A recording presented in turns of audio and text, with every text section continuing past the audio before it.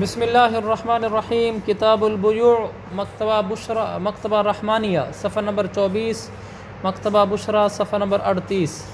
ولو قال بعتكها على أنها 100 ذراع ب100 درهم كل ذراع بدرهم فوجدها ناقصة فالمشتري بالخيار إن شاء أخذها بحصتها من الثمن وإن شاء ترك۔ اگر بائع نے کہا کہ میں نے آپ کو یہ زمین بیچی ہے اس طرح کہ یہ 100 گز ہے، 100 روپے کی بیچی ہے، ہر گز 1 روپے کا ہوگا، یعنی اب اس میں اضافی لفظ کیا ہے؟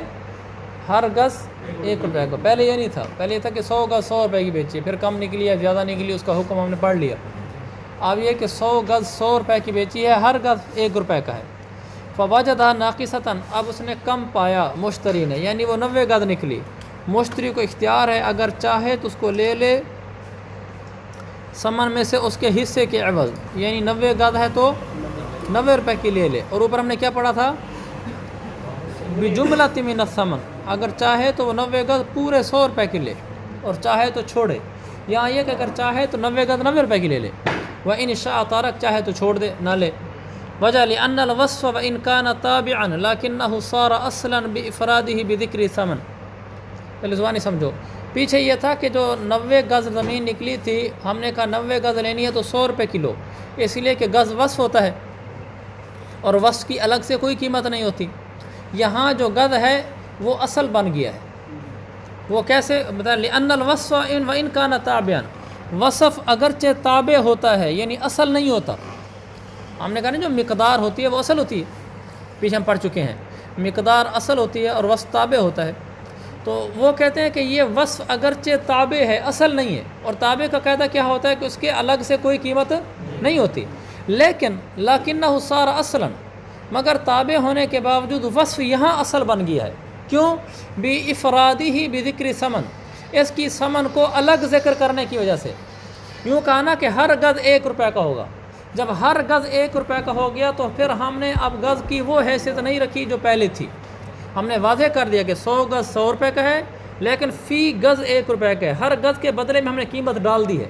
جب ہر گز کے مقابلے میں ثمن آ گئی تو وصف کے مقابلے میں ثمن نہیں آتی، جب اس کے مقابلے میں ثمن آ گئی تو پھر یہ وصف نہ رہا نا، کیونکہ وصف کے مقابلے میں تو ثمن نہیں ہوتی، اور اس کے مقابلے میں ہم نے ثمن ڈال دی ہے خود عبارت کے اندر ہی، تو پھر یہ ہوا کہ یہ وصف نہ رہا بلکہ اصل ہو گیا، اسی لیے کہا لکنہ صار اصلا، اب اصل ہو گیا بِإِفْرَادِهِ بِذِكْرِ ثمن، ثمن کے ذریعے ذکر کرنے سے اس کو بالکل الگ ہم نے کر دیا، جبکہ پیچھے یہ نہیں تھا۔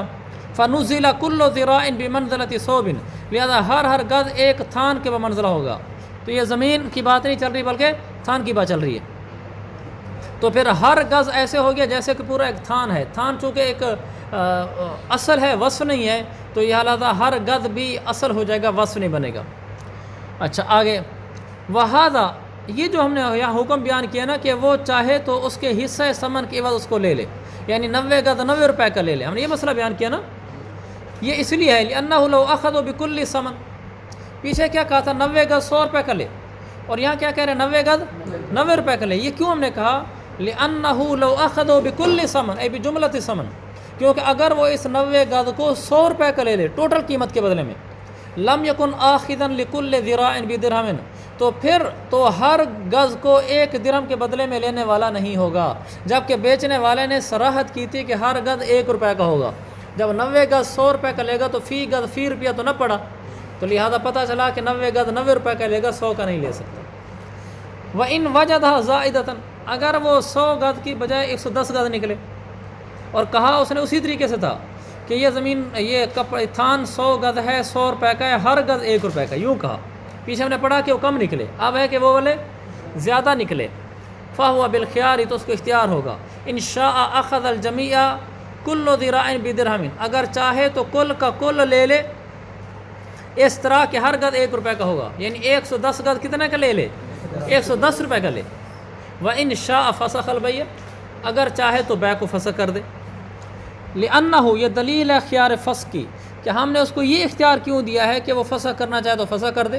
جب ہم نے کہہ دیا کہ فی گز 1 روپے کا ہے تو 110 گز 110 روپے کا لے رہا ہے، تو بیع فسخ کرنے کی اجازت کیوں دے رہے ہیں؟ کیونکہ وجہ یہ ہے ان حصل له الزیادۃ فی الزرع، یہاں اگرچہ گزوں میں اس کو زیادتی حاصل ہوئی ہے، یعنی یہ کہا جا رہا ہے تو اس میں فائدہ ہے اس کا کہ 100 گز لینے آیا تھا 110 گز اس کو مل گئے، تو اضافی چیز اس کو مل رہی ہے، تو پھر خیار خص کیوں دے رہے ہیں؟ ہم کہہ رہے ہیں اگرچہ اس کو ذراع میں اضافہ حاصل ہو رہا ہے لیکن تلزم ہو زیادت الثمن، قیمت کی زیادتی بھی تو لازم ہو رہی ہے۔ ٹھیک ہے 100 گز کی بجائے 110 گز لے کر گھر جا رہا ہے لیکن پیسے بھی تو زیادہ دینے پڑ رہے ہیں۔ فکان نفعا یشوبہ ضرر، لہذا فکان نفعا، فکانہ کتنی جائے گی زیادت زرع کی طرف، یہ گزوں کی زیادتی نفع تو ہوگا، زیادہ گز مل گئے لیکن ایسا نفع ہے یشوبہ ضرع جس کے ساتھ نقصان ملا ہوا ہوگا، یشوب کا نا ملا ہونا، ایسا نفع ہے جس کے ساتھ نقصان ملا ہوا ہے۔ نقصان کیسے ملا ہوا ہے؟ پیسے زیادہ دینے پڑ گئے ہیں، فیتخیر، لہذا اب اس کو اختیار دیا جائے گا کیونکہ اس کا نقصان ہو رہا ہے اس میں۔ وَإِنَّمَا يَلْزَمُهُ الزِّيَادَةُ لِمَا بَيَّنَّا، باقی اس کو زیادہ ثمن لازم ہو جائے گی۔ وجہ ہم نے بیان کر دی، کون سی وجہ کہ ان الذراع صار اصلا، زیادہ ثمن کیسے لازم ہو گئی؟ 110 گز ہے تو اوپر 10 روپے بھی دینے پڑیں گے، اضافی پیسے ڈالے نا ہم نے ان پر، ہم نے کہا 100 گز ہیں 100 روپے کے، نکلے 110 گز تو ہم نے اسے اضافی پیسے لیے، 110 گز دے کر پیسے بھی 110 لیے، یہ اوپر والے اضافی پیسے اس کو کیوں لازم ہوئے ہیں؟ وجہ ہم نے بیان کر دی ہے، وہ یہ ہے ان الذراع صار اصلا بافرادہ بذکر ثمن، بین السور ملا کر، کیونکہ جو وہ ذراع ہے وہ ثمن کو علیحدہ ذکر کرنے کی وجہ سے اصل کی حیثیت اختیار کر گیا ہے۔ اچھا اگر ہم یوں کریں کہ 110 گز دے کر 100 روپیہ لیں تو بھی ٹھیک نہیں ہو سکتا۔ ولو اخذہ بالعقل، اگر وہ اس کو عقل کا لے لے، یعنی 110 گز کو 100 روپے کا لے، ہم یوں اگر مسئلہ بیان کر دیں، لم یکن آخذا بالمشروط، تو بیچنے والے نے جس شرط کے ساتھ عبارت لگا کر اس کو بیچا تھا تو یہ اس مشروط کو لینے والا نہیں ہوگا۔ 110 گز کپڑا 100 روپے کا لیا تو یہ اس طریقے سے لینے والا نہیں ہے جس طریقے سے شرط لگائی گئی تھی، یعنی جس طریقے سے عبارت کو مقید کیا گیا تھا، مشروط بنا مقید، کس طریقے سے مقید کیا گیا تھا؟ کل ذراع بدرہم، بین السور میں لکھا ہوگا کل ذراع بدرہم، یہ شرط اور یہ قید لگائی گئی تھی۔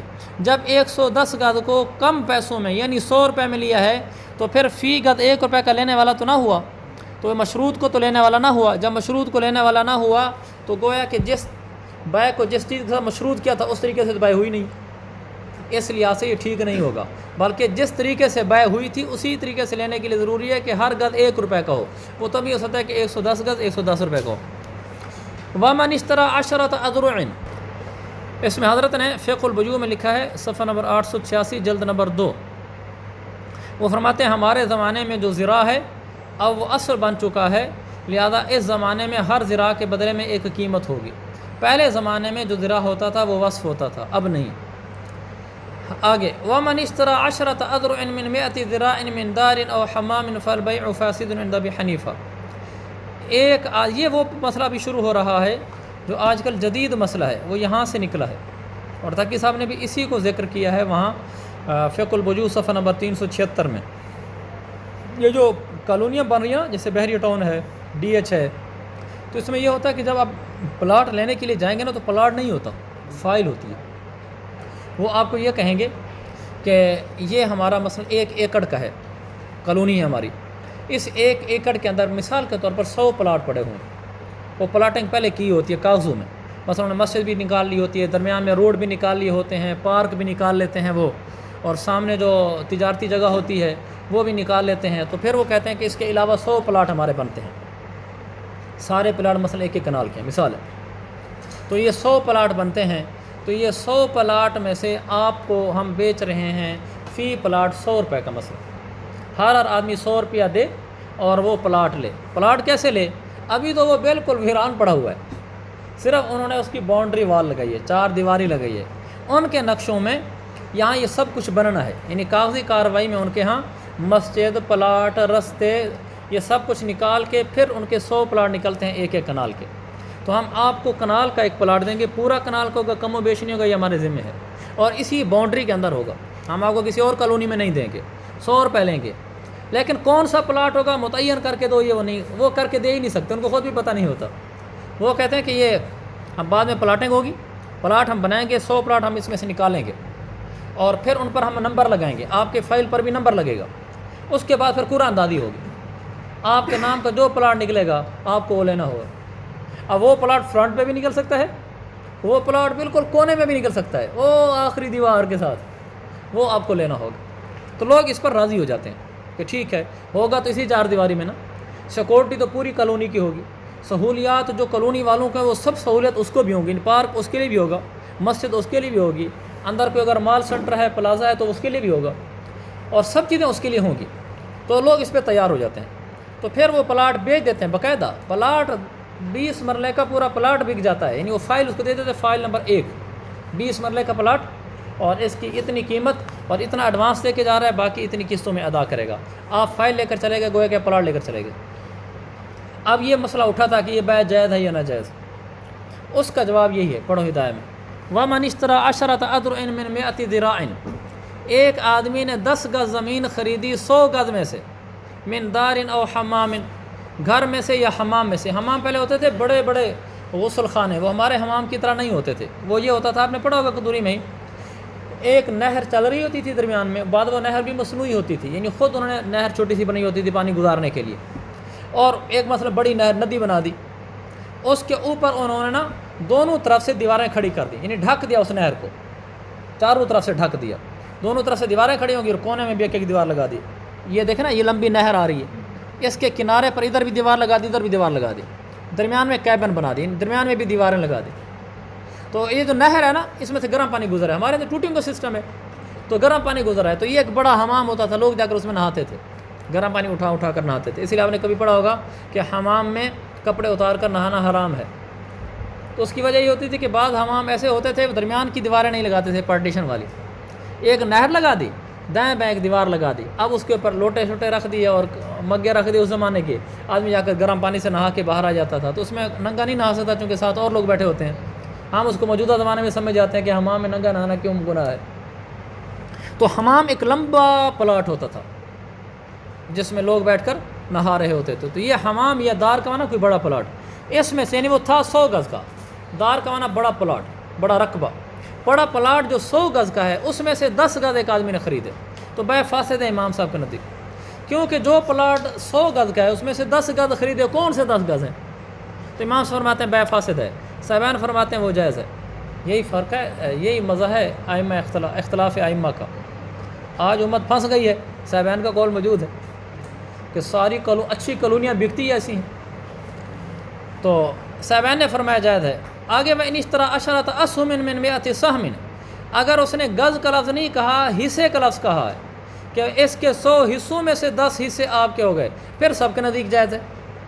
سہم کا لفظ استعمال کیا تو پھر جائز ہے، ذراع کا لفظ استعمال کیا پھر ناجائز ہے۔ اچھا، اب صاحبان کی دلیل، وہ دلیل کس بات میں دیں گے؟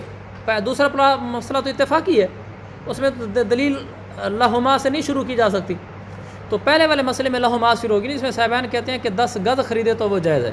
وہ فرماتے ہیں، آپ کو پتا ہوگا صاحب ہدایہ کا طرز کہ جس کا قول یہ پہلے ذکر کرتے ہیں، جس کی دلیل وہ مرجوح ہوتا ہے ان کے نزدیک، اور جس کی دلیل یہ بعد میں ذکر کرتے ہیں وہ راجح ہوتا ہے۔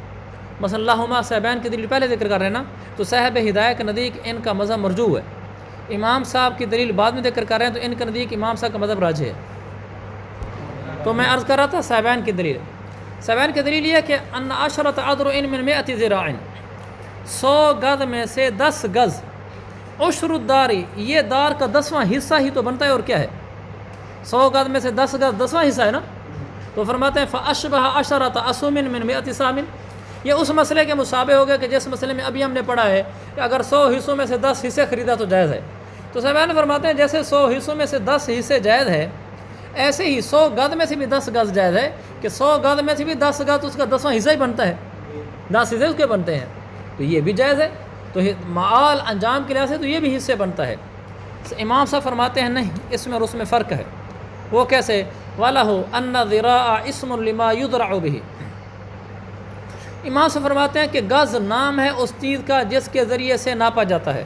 اس سے مراد امام صاحب یعنی یوں کہہ رہے ہیں، ذراع نام ہے گز والے اس راڈ کا، یعنی یوں لکھا ہوا ہے ذراع اصل میں، اس یہ دیکھو میرے ہاتھ میں جو جیسے یہ مسواک ہے، سمجھو یہ گز نہیں پڑا ہوتا دکان کپڑوں کی دکانوں پر، امام فرماتے ہیں الذراع اسم لما یذرع بہ، ذراع تو اصل میں اس راڈ کو کہتے ہیں جس راڈ کے ذریعے سے ناپا جاتا ہے، ذراع یہ ہے نا، تو جب آپ کہتے ہیں میں نے آپ کو 10 گز بیچے تو یہ گز اٹھا کے آپ کو دیتا ہے، سمجھ گئے اس بات کو تھوڑی باریکی کو، جب وہ کہتے ہیں میں نے آپ کو 10 گز بیچے، وہ یہ راڈ نہیں بیچتا آپ کو، بلکہ وہ کچھ اور بولتا ذرا ہے، مراد کچھ اور لیتا ہے، اس لیے وہ کہہ رہے ہیں ذرا تو نام ہے اس چیز کا جس کے ذریعے اس میں میش کی جاتی ہے، لیکن یہاں تو یہ نہیں بک رہا ہوتا وَاسْتُعِيرَ لِمَا ہے وَاسْتُعِيرَ لِمَا يَحِلُّهُ الذِّرَاعُ۔ اب اس گز دیکھو میرے ہاتھ میں جو گز ہے، اس گز کو اب مستعار لیا گیا ہے، مجازن استعمال کیا گیا ہے، لما یحلہ الذراع، اس چیز کے لیے جس چیز پر ذرا واقع ہوتا ہے۔ میں نے کہا نا آپ کو 10 گز بیچا، یہ پلاٹ ہے پورا، اس میں سے میں نے آپ کو 10 گز بیچنے ہیں، تو میں کیا کروں گا، یہ گز اس پر رکھوں گا، وَاسْتُعِيرَ لِمَا يَحِلُّهُ الذِّرَاعُ۔ اب گز کو عاریتاً لیا گیا اس جگہ کے لیے جس جگہ پر گز واقع ہوتا ہے۔ گز یہاں واقع ہوا نا، پھر دوسرا گز یہاں واقع ہوا، تیسرا گز یہ یہاں واقع ہوا، تو یہ 10 گز ہو گئے۔ سمجھ گئے آپ اس بات کو؟ وَاسْتُعِيرَ لِمَا يَحِلُّهُ الذِّرَاعُ، گز عاریتاً استعمال کیا گیا، مجازاً استعمال کیا گیا اس چیز کے لیے جس پر ذرا اترتا ہے، جس پر ذرا واقع ہوتا ہے۔ ہوا کا مرجع مَا يَحِلُّهُ الذِّرَاع، جس چیز پر ذرا واقع ہوتا ہے، وَهُوَ الْمُعَيَّنُ دُونَ الْمُشَاعَ، وہ تو معین ہوتا ہے، غیر معین نہیں ہوتا۔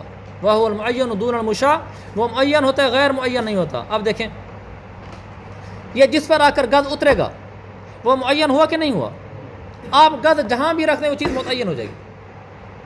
مثال کے طور پر 10 گز بیچے ہیں، ہم 10 گز کی بجائے 1 گز کی مثال لے لیتے ہیں، سمجھنا آسان ہوگا۔ اس نے 1 گز بیچا ہے، کا 100 گز کا پلاٹ ہے، اس میں سے 1 گز 1 روپے کا۔ امام صاحب کہتے ہیں ناجائز ہے۔ وہ کہتے ہیں کیوں؟ کہتے ہیں گز تو اصل میں اس کو کہتے ہیں، یہ تو اس نے بیچا نہیں۔ اب جس چیز پر ذرا واقع ہوتا ہے وہ بیچی ہے نا۔ اب جس چیز پر ذرا واقع ہوگا، دیکھو یہ میں ذرا یہاں رکھ رہا ہوں، یہ ذرا یہاں واقع ہو گیا، جس جگہ پر ذرا واقع ہو، ما یحلہ ذرا، یہ نیچے والی نیلی جگہ ہے، یہ جس چیز پر ذرا واقع ہو رہا ہے یہ معین ہے، غیر معین نہیں ہے۔ معین کا مطلب یہ متعین ہو گیا ہے، یہاں سے لے کر یہاں تک اتنی جگہ کو گز کہتے ہیں۔ یہ میں یہاں رکھوں گا تو یہاں متعین ہو جائے گا، یہاں رکھوں گا تو یہاں متعین ہو جائے گا۔ یہاں معین کا مطلب یہ ہے کہ اتنی جگہ، یہ دیکھو اتنی جگہ میں نے آپ کو بیچی ہے، اس سے نہ وہ 1 فٹ آگے ہو سکتی ہے، نہ 1 فٹ پیچھے ہو سکتی ہے، نہ 1 انچ آگے زیادہ ہو سکتی ہے، نہ 1 انچ کم ہو سکتی ہے، آگے پیچھے نہیں، کم زیادہ، نہ 1 انچ اس سے زیادہ ہو سکتی ہے، نہ پیچھے ہو سکتی ہے۔ معین ہو گیا نا گز، گز جہاں بھی پڑے گا جگہ معین ہو جائے گی، یعنی اس سے کم زیادہ آپ نہیں خرید سکتے۔ لیکن اگرچہ یہ معین ہے مگر مجہول الموضع ہے، کہ یہ گز آپ رکھیں گے کہاں یہ تو نہیں پتا نا۔ 10 گز کا مطلب یہ ہے کہ مجھے اس کے برابر تول کر 10 دفعہ ایسے تول کر دیں گے، ناپ کر دیں گے، تو متعین ہو گیا نا کہ 10 گز جب ناپ کر دیں گے تو میری جگہ اتنی بنے گی۔ جب ہم کہتے ہیں نا 10 مرلے، آدمی خود ہی ذہن میں بنا لیتا ہے جیسے ہمارا فلانا گھر 10 مرلے کا ہے، اچھا اتنی جگہ مجھے دیں گے، تو وہ متعین اس کے ذہن میں ہو گیا نا کہ 11 مرلے نہیں ہوگا، 9 مرلے نہیں ہوگا، متعین تو ہو گیا، لیکن متعین ہونے کے باوجود مجہول الموضع ہے کہ یہ والے 10 مرلے جن کا تعین میرے ذہن میں آ گیا کہ اتنی جگہ بنتی ہے، اور اس سے یہ جگہ مجھے ملے گی کس جگہ پر یہ معلوم نہیں ہے۔ سمجھ گئے اس بات کو؟ اب دیکھیں وَهُوَ الْمُعَيَّنُ دُونَ الْمُشَاعَ، جس جگہ پر گز اترتا ہے وہ جگہ متعین ہو جاتی ہے، غیر متعین نہیں رہتی، یعنی آگے پیچھے تھوڑی بہت بھی نہیں کر سکتے آپ۔ وَذَلِكَ غَيْرُ مَعْلُومٍ، ذَلِكَ کا مشار الیہ ہے، مَا يَحِلُّهُ الذِّرَاع، جس چیز پر ذرا اترتی ہے اور وہ معین ہوتی ہے، ضمیر کا مرجع معین کی طرف بھی لوٹا سکتے ہیں، ما یحل ذرا کی طرف بھی لوٹا سکتے ہیں، لیکن بنائے والے نے ما یحل ذرا کی طرف لوٹایا ہے۔ تو یہ متعین جگہ متعین ضرور ہے لیکن غیر معلوم ہے۔ غیر کا معلوم کا مطلب مجہول الموضع ہے، یہ پتہ نہیں کہاں دے گا، ہو سکتا ہے فرنٹ میں دے، ہو سکتا ہے بیک میں دے۔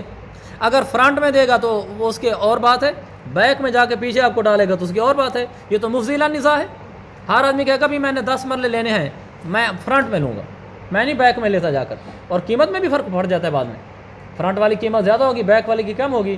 وہ فرماتے ہیں چونکہ یہ معلوم نہیں ہے، یعنی معلوم الموضع نہیں ہے، مجہول الموضع ہیں، لہذا یہ بیع فاسد ہو جائے گی، اس وجہ سے بیع فاسد ہوگی، بخلاف السہم کے، برخلاف سہم کے، وہ بتاتا ہوں۔ تو امام صاحب کی دلیل یہ ہوئی کہ چونکہ یہ متعین ہے مگر مجہول الموضع ہیں، اور مجہول الموضع ہونے کی وجہ سے جھگڑا ہوگا، فرنٹ اور بیک کی قیمتوں میں فرق ہوتا ہے اور دل کی رغبت میں بھی فرق ہوتا ہے، لہذا یہ بیع جائز نہیں ہوگی۔ باقی رہا سہم، بخلاف السہم فإن السہم امر عقلی لیس بحسی، وہ فرماتے ہیں سہم اور چیز ہے اور ذرا اور چیز ہے، اس لیے کہ ذرا امر حسی ہے اور سہم امر عقلی ہے، ان دونوں میں فرق کریں گے، دونوں کو کمی جیسے نہیں لگا سکتے۔ ہم نے کہا اتنے حصے، حصہ تو کوئی چیز نہیں ہے جو آپ اس کو پکڑ کے دکھلا سکیں، بلکہ سہم ایک عقلی چیز ہے، اور ذرا یہ ذرا ہے، یہ حصی چیز ہے۔ ذرا ایک حصی چیز ہے، جہاں پڑے گی حصی چیز ہے، اور حصہ میں نے مثلا جب آپ کہا جاتا نا میں نے 10 مرلے خریدے، مرلہ تو ایک حصی چیز ہے، اور حصہ حصی چیز نہیں ہے، حصہ وہ عقلی چیز ہے۔ تو وہ امام صاحب فرماتے ہیں باخلاف سہم کے کہ سہم امر عقلی ہے، حصی نہیں ہے، اور جب کہ ذرا امر حصی ہے، ان دونوں میں فرق ہونے کی وجہ سے ان دونوں کا حکم بھی الگ الگ ہوگا، لہذا سہم جائز ہوگا اور یہ ذرا جائز نہیں ہوگا۔ اس کی نیچے حاشیہ نمبر 12 میں کافی ساری تفصیل بھی لکھی ہوئی ہے، لیکن اس کا خلاصہ یہی ہے کہ ان دونوں میں فرق ہے۔ اچھا آگے، ولا فرق عند ابي حنيفه بينما اذا علم جمله الضرعان او لم يعلم هو الصحيح خلافا لما يقول الخصاف لبقاء الجهاله۔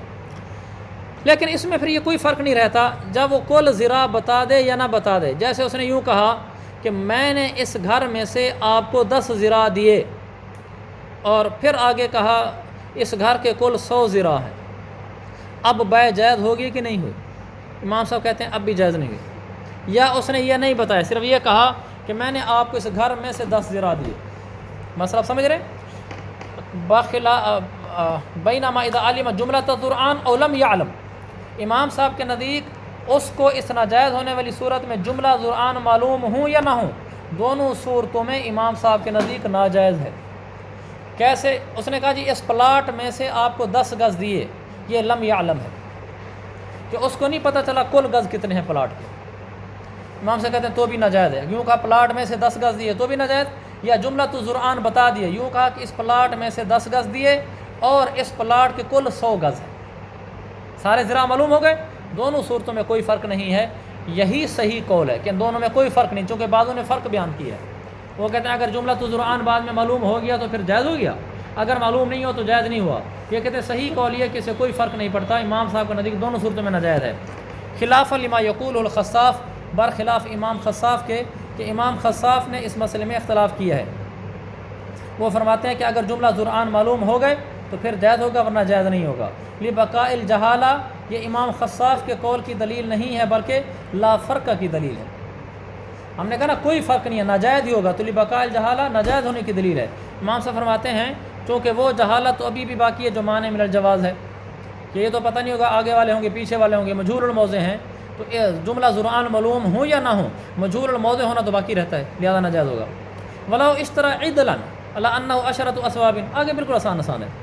اگر ایک آدمی نے گٹھڑی خریدی، عدل ہے لفظ، گٹھڑی خریدی اس طور پر کہ یہ 10 کپڑے ہیں بین سر ملا کر 10 روپے کے، میں نے علی کو کہا یہ گٹھڑی ہے اس کے اندر 10 کپڑے ہیں اور 10 روپے کے میں نے بیچے، فَإِذَا هُوَ تِسْعَةٌ أَوْ أَحَدَ عَشَرَ، وہ 9 کپڑے نکلے یا 11 نکلے، بیع فاسد ہو جائے گی۔ گٹھڑی بیچی 10 کپڑے کہہ کر 10 روپے کے ساتھ، وہ کپڑے 9 نکلے یا کپڑے 11 نکلے، بیع فاسد ہو جائے گی۔ لِجَهَالَةِ الْمَبِيعِ أَوِ الثَّمَنِ، دو یا تو مبیع مجہول تھا اس لیے ناجائز ہوئی ہے، یا ثمن مجہول تھا۔ نیچے کیا لکھا ہوا ہے؟ لف علی سبیل نشر غیر المرتب، نہیں لکھا ہوا؟ تو یہ تو آپ کو معلوم ہوگا نا لف نشر مرتب کیا ہوتا ہے، غیر مرتب کیا ہوتا ہے۔ لف نشر مرتب یہ ہوتا ہے جس طریق سے آپ نے پہلے بات بیان کی ہے آگے اس کی تشریح بھی اسی ترتیب سے کرے۔ مثلا میں کہتا ہوں 2 لڑکے مدرسے میں فیل ہوئے، 2 لڑکے فیل ہوئے اور 2 لڑکے پاس ہوئے، کلاس میں 2 لڑکے فیل ہوئے 2 لڑکے پاس ہوئے۔ اب اگر میں پہلے فیل ہونے والوں کے نام لوں اور پھر پاس ہونے والوں کے نام لوں، چونکہ میں نے اپنی پہلے اجمال میں فیل ہونے والوں کا نام پہلے لیا نا اور پاس ہونے والوں کا نام بعد میں لیا ہے، تفصیل میں پھر میں ایسے یہی ترتیب رکھوں، تو اس کو کہتے ہیں لف و نشر مرتب۔ لف و نشر یعنی پہلے میں نے ایک چیز لپیٹ دی تھی، مجمل بیان کر دی، پھر میں اس کو نشر کر رہا ہوں، اب اس کو پھیلا کے کھول رہا ہوں۔ اگر اسی ترتیب سے نشر کر رہا ہوں جس ترتیب سے اجمال کیا تھا، لپیٹا تھا، تو یہ لف نشر مرتب ہوگا۔ اگر الٹا کر دوں کہ جس طریقے سے میں نے بات میں اجمال کیا تھا تفصیل بیان کرتے ہوئے اس کے الٹ بیان کر دوں، پہلے فیل لڑکوں کے نام لینے کے جائے پہلے پاس لڑکوں کے نام لے دوں۔ میں نے کہا 2 لڑکے فیل ہوئے 2 پاس ہوئے، نام بتاتے ہوئے پہلے میں نے پاس لڑکوں کے نام بتائے، میں نے کہا پاس ہونے والے یہ 2 ہیں اور فیل ہونے والے یہ 2 ہیں، تو یہ کون سا ہوگا لف نشر؟ یہ غیر مرتب ہوگا۔ تو اب دیکھیں انہوں نے کہا کپڑے وہ نکلے 9 یا 11 تو بیع فاسد ہو جائے گی۔ آگے دلیل دے رہے ہیں تو ان میں سے ایک صورت میں 9 کپڑے نکلنے کی صورت میں یا 11 کپڑے نکلنے کی صورت میں، ایک صورت میں مبیع مجہول ہوتی ہے اس لیے بیع ناجائز ہوتی ہے، اور ایک صورت میں ثمن مجہول ہوتی ہے۔ تو لف و نشر غیر مرتب ہے. غیر مرتب اس لیے کہ 9 کپڑے نکلنے کی صورت میں مبی مجھول نہیں ہوتا بلکہ سمن مجھول ہوتی ہے، اور 11 کپڑے نکلنے کی صورت میں مبی مجھول ہوتا ہے. تو لف و نشر غیر مرتب ہوگی نا. آپ سمجھے اس بات کو؟ دیکھو نا، 9 کپڑے نکلے 11 نکلے، بے فاسد ہو گئی. 9 کپڑے جب نکلیں تو بے اس لیے فاسد ہوتی ہے کہ وہاں سمن مجھول ہوتی ہے. جب 11 کپڑے نکلتے ہیں تو بے اس لیے مجھول ہوتی ہے کہ وہاں مبی مجھول ہوتا ہے. تو 9 کپڑوں کی صورت میں سمن مجھول ہوتی ہے نا، تو اس کو لکھنا چاہیے تھا، پہلے 9 ہے بعد میں 11 ہیں، تو لکھنا چاہیے تھا لجہالۃ السامانی. 11 کپڑے نکلنے کی صورت میں مبی مجھول ہوتا ہے. کیسے ہوتا ہے وہ میں بتاتا ہوں. 11 کپڑے نکلنے کی صورت میں مبی مجھول ہوتا ہے، تو اس کو کیا کہنا چاہیے تھا؟ لجہالۃ السامانی او المبیع. سمجھ گئے؟ پھر لف و نشر مرتب ہوتا، اب غیر مرتب ہے. اب غیر مرتب میں دیکھیں، لجہالۃ المبیع. اب اس سمن کا تعلق 9 سے ہوگا نا. جب میں نے کہا یہ 10 کپڑے ہیں، یہ میں نے آپ کو 10 روپے کے بیچے اور کپڑے نکلے 9، تو اس میں ہم کہتے ہیں کہ سمن مجھول ہو گئی ہے. کیسے سمن مجھول ہو گئی ہے؟ دیکھیں حاشیہ نمبر 1، اما فی فصل نقصان فلجہالۃ الثمن. حاشیہ، کمی والی صورت میں 9 کپڑے نکلنے کی صورت میں سمن مجھول ہوگی. لأنہ یحط ثمن ثوب واحد وهو مجھول. ایک کپڑے کی قیمت کم کر دی جائے گی نا، اور اس کپڑے کی قیمت مجھول ہے. لأنه لو لم يسمى لكل ثوب ثمن فثمن ينكسب على الثياب باعتبار القيمة وقيمة الغائب مجهولة إذ لا يدرى أنه كان جيدا أو وسطا أو رديا حتى يدرى قيمته. میں آپ کو زبانی سمجھا دیتا ہوں. 10 کپڑے تھے، وہ کپڑے ایک جیسے نہیں تھے. کوئی کپڑا چھوٹا تھا، کوئی بڑا تھا، جیسے تھا. اس نے کہا ٹوٹل 10 کپڑے ہیں 10 روپے کے. اس نے یہ تو کہا نہیں ایک کپڑا 1 روپے کا ہے، یہ تو نہیں کہا. 10 کپڑے 10 روپے کے ہیں. ممکن ہے اس میں سے کوئی کپڑا 8 آنے کا ہو، کوئی 1.5 روپے کا ہو، ایسا ہو سکتا ہے. 10 کپڑے 10 روپے کے تھے، جب نکالے تو 9 کپڑے تھے، ایک کپڑا غائب ہے نا. اب جو کپڑا غائب ہے یہ تو نہیں پتہ مشتری کو وہ کپڑا 1.5 روپے والا تھا، 2 روپے والا تھا، 8 آنے والا تھا. اگر تو وہ 1.5 روپے والا تھا تو پیچھے قیمت وہ بننی چاہیے 8.5 روپے. اگر وہ کپڑا 8 آنے والا تھا تو پیچھے قیمت بننی چاہیے 9.5 روپے. تو اس کا پتہ چلا کہ جو پیچھے کپڑے بچے ہوئے ہیں ان کی قیمت اب 8.5 بنتی ہے، 9.5 بنتی ہے، مجھول ہے. کیونکہ جو کپڑا غائب ہے اس کی قیمت نکال کے پچھلے کی قیمت نکالیں گے نا. 10 کپڑے 10 روپے کے تھے، ان میں کوئی کپڑا 1 روپے کا، کوئی 8 آنے کا، کوئی 2 روپے کا مثلا. تو یہ جو کپڑا نکلا ہے 1 2 پتہ نہیں کتنے پیسوں کا تھا، جب اس کی قیمت معلوم نہیں، مثلا وہ 2 روپے کا تھا، تو پیچھے والا باقی کپڑوں کا قیمت میں فرق پڑ جائے گا نا. تو ان کی قیمت ہمیں معلوم نہیں ہوئی. آپ یہ بات سمجھ رہے نا. تو چونکہ اس کی ثمن مجھول ہوگی اس لیے ناجائز ہے.